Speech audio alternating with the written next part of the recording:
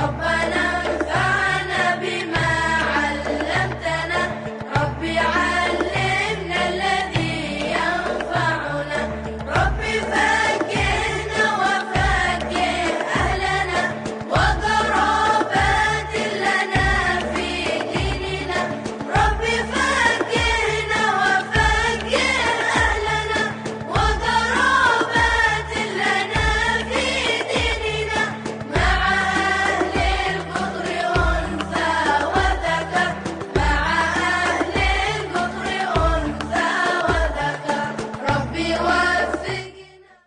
قال الإمام الحداد في كتابه النصائح الدينية إلى أن قال: ومن ذلك المخرج من الشدائد والرزق من حيث لا يحتسب واليسر وعظم الأجر. قال تعالى: ومن يتق الله يجعل له مخرجا ويرزقه من حيث لا يحتسب ومن يتوكل على الله ومن يتق الله يجعل له من أمره يسرا ومن يتق الله يكفر عنه سيئاته ويعظم له أجرا.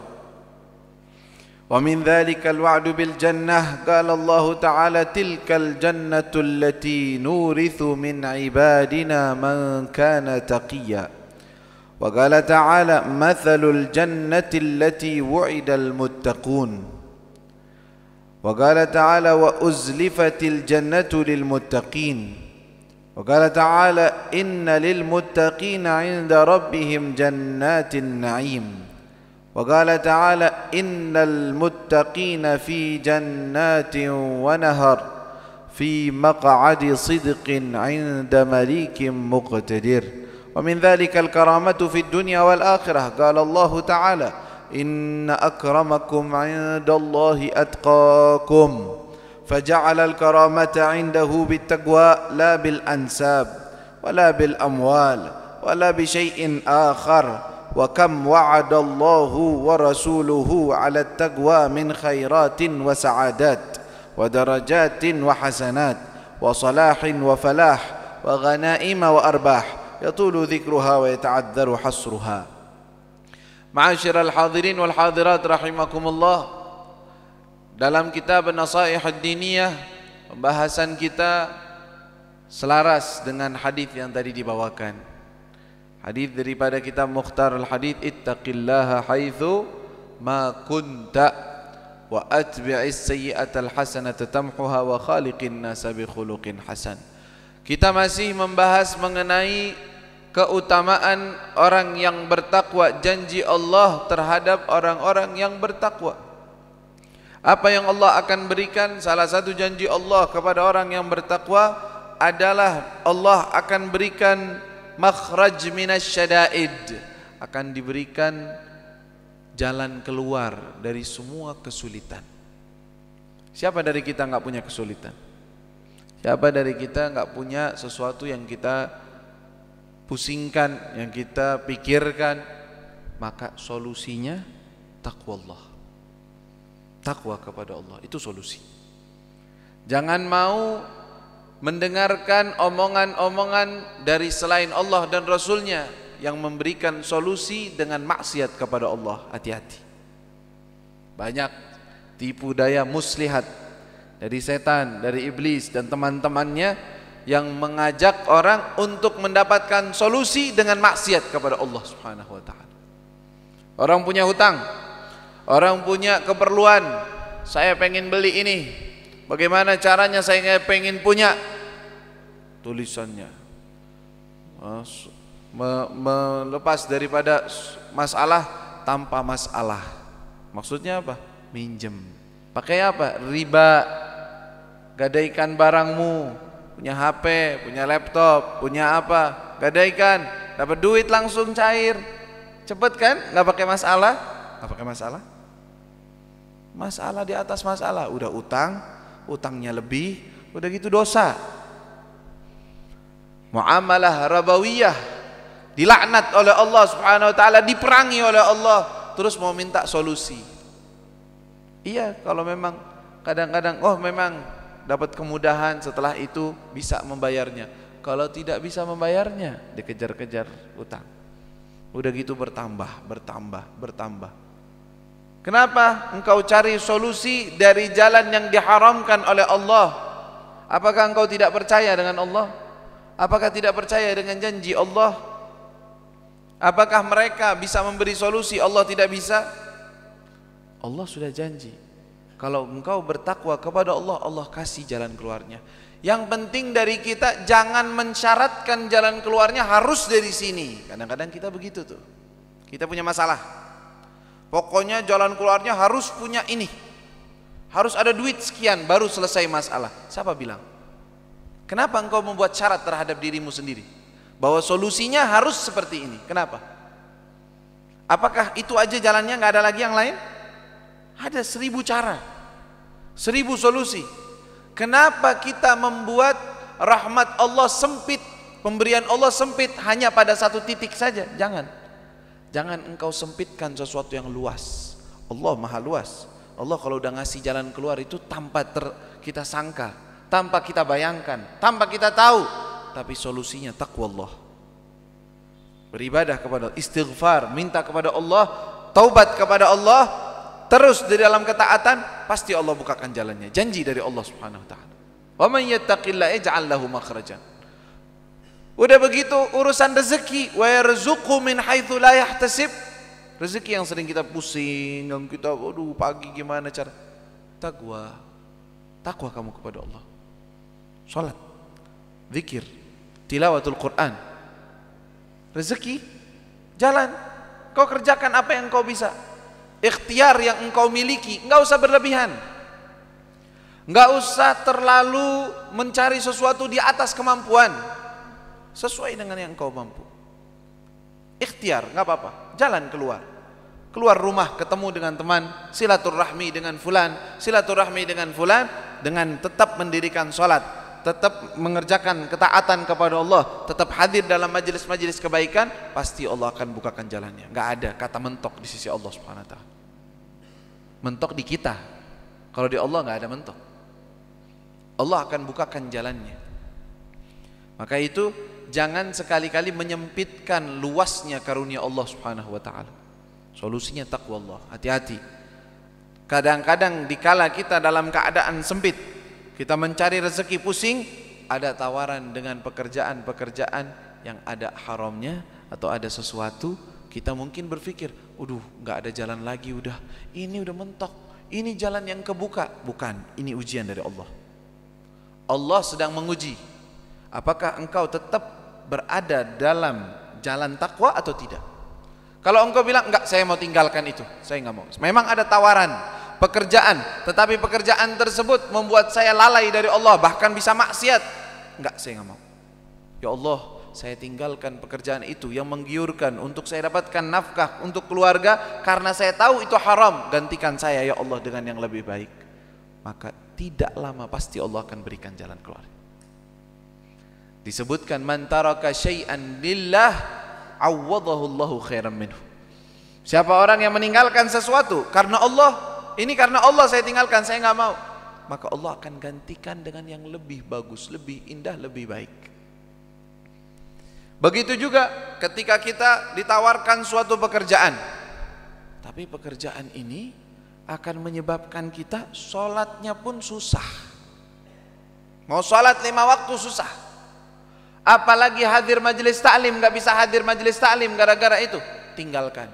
Loh, ini kesempatan. Bukan kesempatan, itu ujian dari Allah. Itu ujian dari Allah. Allah pengen lihat engkau mau mendahulukan urusan sholatmu, urusan takwamu, urusan ilmu yang engkau dapatkan untuk ruhmu, atau urusan uangmu.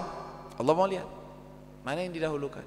Ketika seorang hamba mengatakan, enggak, ini pekerjaan membuat saya sibuk dari Allah, membuat saya sibuk dari hal-hal yang lainnya. Ya Allah, engkau yang maha luas rezekimu, engkau yang maha pemberi, engkau yang maha mengetahui jalan-jalan daripada rezeki seorang hamba, berikan saya rezeki yang tidak mengganggu daripada urusan kedekatan diri kepada Allah Subhanahu wa taala. Minta, pasti dikasih. Janji dari Allah Subhanahu wa taala. Banyak orang hadir majelis karena pengangguran, masih belum punya kerjaan. Masya Allah, sholat 5 waktu di masjid, pagi hadir sholat subuh, sholat duhur, sholat asar, majelis taklim di sana di sini hadir. Masya Allah, dapat pekerjaan, tawaran pekerjaan. Tentunya memang ada pekerjaan terpaksa, ada paksa gitu kita harus kerja di situ, ada. Kan kita juga ikhtiar, kita milih, ditawarkan. Nih pekerjaan, waduh ini kerja sholat duhur bakal kelewat, bisa-bisa ini taklim kayaknya nggak bakal bisa hadir lagi. Ya udah deh, saya terpaksa. Bukan terpaksa, engkau sedang diuji oleh Allah Subhanahu Wa Taala. Bal tu'thiruna al-hayatad dunya wal akhiratu khairu wa abqa. Bal tu'thiruna al-hayatad dunya, kalian itu seringnya mendahulukan kehidupan dunia, padahal akhirat khairu wa abqa, lebih baik dan lebih kekal. Makanya jangan sempitkan keluasan yang Allah Subhanahu wa taala janjikan kepada hambanya. Allah ngasih luas pintu rezeki, wa yarzuquhu min haitsu la yahtasib. Tahu min haitsu la yahtasib, engkau enggak sangka dari mana. Nanti engkau jalan bertakwa. Bukan berarti hal tersebut, oh saya hadir di masjid aja, sholat 5 waktu, hadir taklim, udah nggak mau ikhtiar, biar rezekinya datang sendiri. Min haitsu la yahtasib, nggak bisa begitu. Ikhtiar adalah salah satu caranya. Gerak, jalan, pergi ke teman, silaturahmi ke sini, ngobrol tentang apa yang engkau bisa, sebutkan kemampuan, belajar sesuatu yang bisa dijadikan manfaat. Oh saya perlu sesuatu nih, bisa belajar komputer, dengan ini saya bisa berkhidmat dengan agama dan juga bisa dapat pekerjaan. Belajar, kenapa tidak? Engkau bisa mempelajari sesuatu, hirfah. Tahu hirfah? Hirfah itu pekerjaan. Misalnya menjahitkah itu atau berbuat? Bikin. Oh begini saya buat, bisa. Ini bisa saya menghasilkan, kerjakan. Jalannya 1000 jalan, kenapa engkau sempitkan jalannya rezekimu dan apa yang harus engkau dapatkan daripada rezeki? Dari kapan pekerjaan itu harus menjadi pegawai baru hidup makmur? Kata siapa? Harus punya pekerjaan di suatu tempat baru ini namanya makmur, ini enak hidupnya. Kenapa engkau sempitkan rezeki dari Allah Subhanahu wa taala? Wa may yattaqillah yaj'al lahu makhrajan wa yarzuqhu min haitsu la yahtasib. Janji dari Allah, min haitsu la yahtasib. Wa may yattaqillaha yaj'al lahu makhrajan. Lalu ayat yang selanjutnya, wa may yattaqillah yaj'al lahu min amrihi yusra. Udah gitu bukan rezeki min haitsu la yahtasib doang, urusannya dipermudah oleh Allah Subhanahu wa taala. Jadi mudah urusan.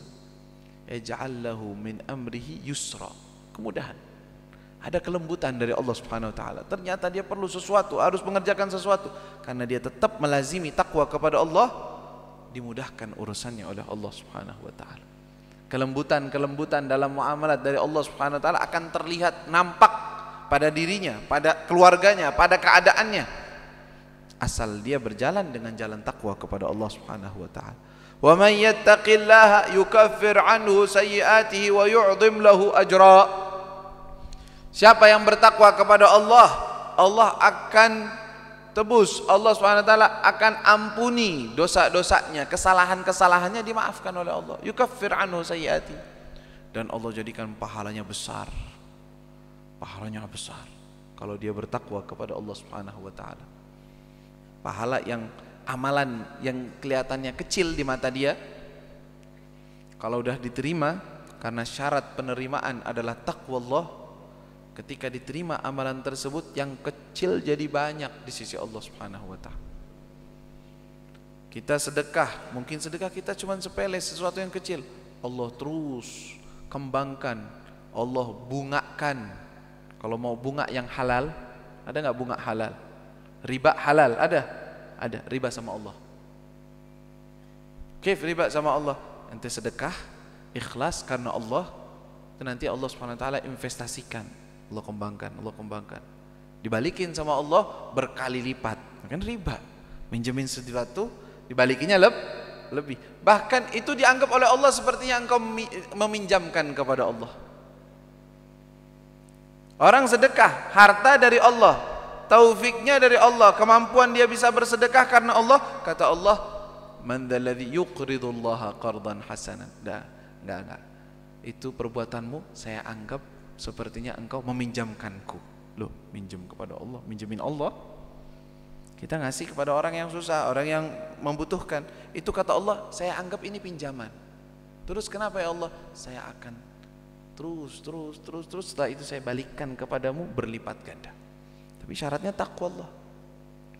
Karena itu Sayyidina Al-Imam Syekh Umar bin Abdurrahman As-Sagaf, Umar Al-Muhdar, ya, yang berada di kota Tarim, yang tinggal di kota Tarim, Sayyidina Umar Al-Muhdar, beliau mengatakan, "Lau alimtu anna Allah qabila minni tasbihah la adhaftu ahla Tarim bil lahmi wal bur sab'at ayyam." Kata beliau, kalau seandainya saya tahu benar-benar bahwa Allah telah menerima dariku satu tasbih, satu kalimat subhanallah, kemudian diterima oleh Allah, saya tahu benar-benar, saya akan buat jamuan besar-besaran, tasyakuran. 7 hari saya undang makan semua orang yang ada di Tarim, kata beliau. Maksudnya apa sih ini omongan? Kata beliau, li'annallaha qad ishtarata lil qabul at-taqwa. Innama yataqabbalullah minal muttaqin. Karena sungguhnya Allah telah mensyaratkan menerima itu hanya dari orang yang bertakwa. Kalau sudah diterima berarti saya masuk dalam kategori orang yang bertakwa, berarti saya bakal untung besar. Itu artinya. Makanya mereka beramal walaupun mereka punya husnudzan billah, punya prasangka besar, prasangka baik kepada Allah, tetapi tetap saja mereka khawatir amalan mereka tidak diterima oleh Allah, belum sesuai dengan apa yang Allah Subhanahu wa taala atau hak-haknya Allah Subhanahu wa taala. Kemudian faedah keutamaan orang yang bertakwa apa? Al-wa'du bil jannah. Janji Allah bagi orang yang bertakwa adalah akan dimasukkan ke dalam surganya. Sesuai dengan firman-firman Allah Subhanahu wa taala, dan ini juga sama dengan ayat yang sebelumnya yang beliau bawakan. Selamat dari api neraka berarti tandanya pasti masuk ke dalam surga. Tetapi secara khusus lafaz tersebut dilafadzkan dan disebutkan oleh Allah Subhanahu wa taala. Qala ta'ala qala ta'ala tilkal jannatul lati nurithu min ibadina man kana taqiya. Itu adalah surga yang kami persiapkan untuk hamba-hamba kami. Siapa? Untuk orang yang bertakwa. Man kana taqiya, orang yang takwa di dunianya. Ya Allah, berarti PR kita nih, gimana kita biar masuk dalam kategori orang yang bertakwa? Ketika nanti didefinisikan oleh beliau, ya Allah, takwa ini kayak gimana? Susah banget. Harus taat kepada Allah, meninggalkan maksiat. Sedangkan kita mengakui kita adalah hamba Allah yang berlumuran dengan dosa, tak pernah absen dengan dosa, pernah absen dosa, sehari gitu nggak berdosa sama sekali. Ya Allah, kapan seperti itu? Ya. Dan itu adalah hari raya. Kalau itu satu hari full tidak maksiat kepada Allah, tidak melanggar daripada perintah Allah, tidak melakukan hal yang dilarang oleh Allah, itu hari rayamu. Seperti yang dikatakan oleh Sayyidina Ali bin Abi Thalib ketika hari raya Id, dibilang, "Al-yawm Id ya Amirul Mu'minin." Hari ini hari raya wahai. Kata Sayyidina Ali, "Al-yawm Id wa ghadan Id." Hari ini lebaran, besok juga lebaran. "Wa kullu yawmin la na'sillaha fi fahuwa Id." Setiap hari kita enggak bermaksiat kepada Allah di dalamnya, itu lebaran. Hakikat lebaran kan berbahagia, senang di situ. Kadang-kadang orang lebarannya maksiat. Lebaran yang dijadikan oleh Allah tempatnya takbir, mengagungkan Allah, maksiat di dalam. Waliyadzubillah. Lalu beliau membawakan firman Allah, "Matsalul jannati allati wu'idal muttaqun." Perumpamaan sorga yang dijanjikan untuk orang-orang yang bertakwa. Wa uzlifatil jannatu lil muttaqin, dan dipersiapkan sorga itu untuk orang-orang yang bertakwa. Ayat yang lain, inna lil muttaqina 'inda rabbihim jannatin na'im.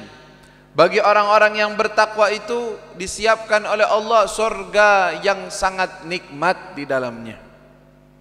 Ayat yang lain, innal muttaqina fi jannatin wa nahar, fi jannatin wa nahar. Sesungguhnya orang-orang yang bertakwa itu berada di dalam surga Allah dan juga dengan sungai-sungai yang luar biasa, fi maq'adi sidqin 'inda malikin muqtadir, di tempat kedudukan yang disebut dengan maq'adi sidq, tempat orang-orang yang tulus, yang jujur di sisi Allah Subhanahu wa taala, 'inda malikin muqtadir, di sisi Allah Subhanahu wa taala.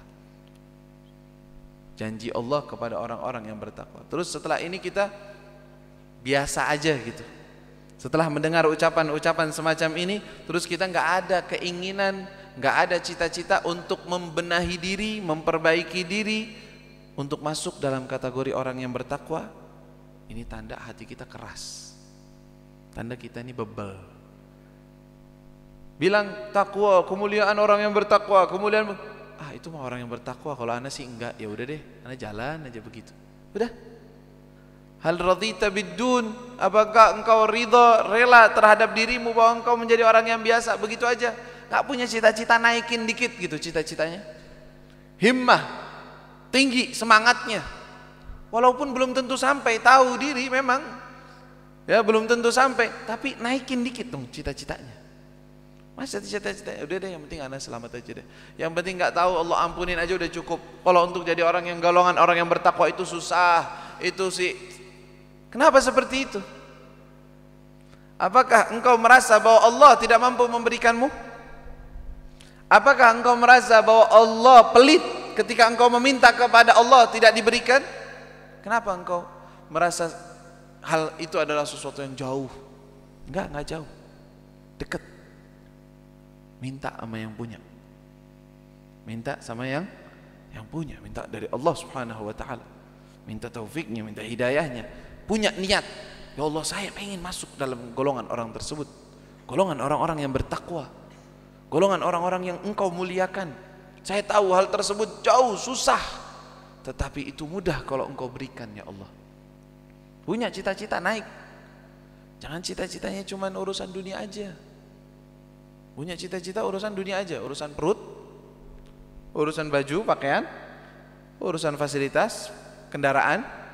Pengen punya kendaraan, kapan anak punya motor begini, kapan anak punya mobil kayak gini, kapan anak punya rumah kayak gini, itu aja udah. Ya, orang-orang kafir juga begitu pikirannya, sama. Mana perbedaannya? Mana semangatnya? Mana kesadarannya? Ini ajakan dari Allah Subhanahu wa taala. Qala ta'ala wa min dzalikal karamah, kata beliau Al-Imam Al-Haddad, wa min dzalikal karamah fid dunya wal akhirah. Kemuliaan bagi orang yang bertakwa di dunia dan di akhirat. Kata Allah Subhanahu wa taala dalam firman, inna akramakum 'indallahi atqakum. Yang paling mulia di sisi Allah siapa?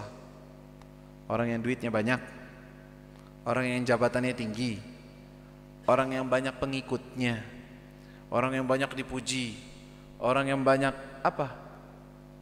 Orang yang paling mulia di sisi Allah yang paling bertakwa kepada Allah. Orang yang paling mulia di sisi Allah dengan takwa.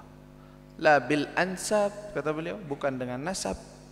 Oh saya keturunannya orang-orang kaya. Terus? Kalaupun engkau miliarder sekarang, kalau engkau tidak bertakwa, engkau tidak mulia. Oh saya keturunan orang-orang saleh, orang-orang wali. Engkaunya bagaimana? Engkau bertakwa atau tidak? Enggak, dia malah bermaksiat. Inna akramakum 'indallah atqakum. Yang paling bertakwa, itu yang paling mulia di sisi Allah. Bukan dengan harta, bukan dengan apapun, tetapi dengan takwa kepada Allah, itu yang paling mulia. Dengan ini kita tahu siapa manusia yang paling mulia, paling bertakwa. Siapa orang yang paling bertakwa? Nabi Muhammad sallallahu alaihi wasallam. Nabi kita Nabi Muhammad atqakum. Jadi ayat ini sebenarnya pujian kepada Nabi Muhammad. Sesungguhnya yang paling mulia dari kalian adalah orang yang paling bertakwa, yaitu Muhammad sallallahu alaihi wasallam. Paling mulia di sisi Allah adalah Nabi Muhammad sallallahu alaihi wasallam. Lalu siapa? Ya orang yang paling bisa mengikuti, meneladani Nabi Muhammad sallallahu alaihi wasallam. Karena beliau simbol orang yang paling bertakwa kepada Allah Subhanahu wa taala. Beliau sendiri yang mengatakan, ana atqakum lillah, ana a'rafukum billah wa atqakum lah. Saya yang paling kenal kepada Allah dan saya yang paling takwa kepada Allah. Berarti yang paling mulia siapa? Nabi Muhammad sallallahu alaihi wasallam. Enggak ada kemuliaan kecuali kalau kita mengikuti Rasulullah sallallahu alaihi wasallam. Kita bangga dengan Nabi Muhammad, kita teladani Nabi Muhammad, kita praktekkan semua amalan-amalan sunnah-sunnah Rasulullah, kita terapkan di dalam kehidupan kita. Kita jadikan salah satu cita-cita kita adalah bagaimana saya bisa membahagiakan, menyenangkan hati Nabi Muhammad sallallahu alaihi wasallam. Dengan itu kita takwa kepada Allah. Sumber takwa, sumber daripada semua kebaikan Nabi Muhammad SAW. Nggak ada orang, oh saya mau bertakwa tapi saya nggak mau ngikutin Nabi Muhammad. Nggak mungkin sampai. Ya, nggak mungkin sampai. Saya pengen takwa, berarti engkau mengikuti imamul muttaqin Nabi Muhammad SAW. Imamnya orang-orang yang bertakwa. Tambah kita mengikuti Rasulullah, level takwa kita naik. Tambah kita kenal cinta kepada Rasulullah, meneladani Rasulullah, level takwa kita pasti naik. Terus seperti itu. Berarti sumber dari semua takwa dan sumber dari semua ketaatan kita berpegangan kepada Rasulullah sallallahu alaihi wasallam. Sedangkan beliau sendiri ketika menyebutkan tentang takwa bukan berarti beliau sudah selesai atau sudah memberikan haknya Allah dalam ketakwaan. Belum. Dan tidak ada makhluk siapapun yang memberikan hak kepada Allah Subhanahu wa taala sesuai dengan haknya Allah.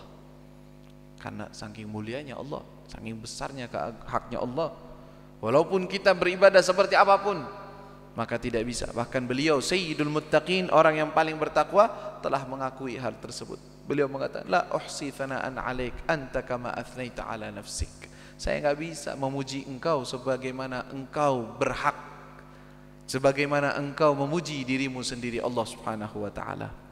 Karena itu kita niatkan dalam majlis yang penuh keberkahan ini, kita niatkan minta kepada Allah, ya Allah, derajat takwa ini adalah derajat yang tinggi. Ya Allah, berikan, anugerahkan kepada saya.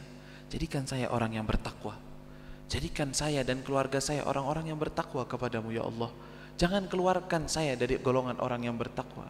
Jangan keluarkan keluarga saya, anak-anak saya dari golongan orang-orang yang bertakwa. Minta sama Allah Subhanahu wa taala di majlis seperti ini. Di bulan yang penuh keberkahan ini, bulan Rajab, kita tampakkan kepada Allah keseriusan kita dalam meminta takwa kita kepada Allah dengan memperbanyak istighfar di bulan Rajab ini.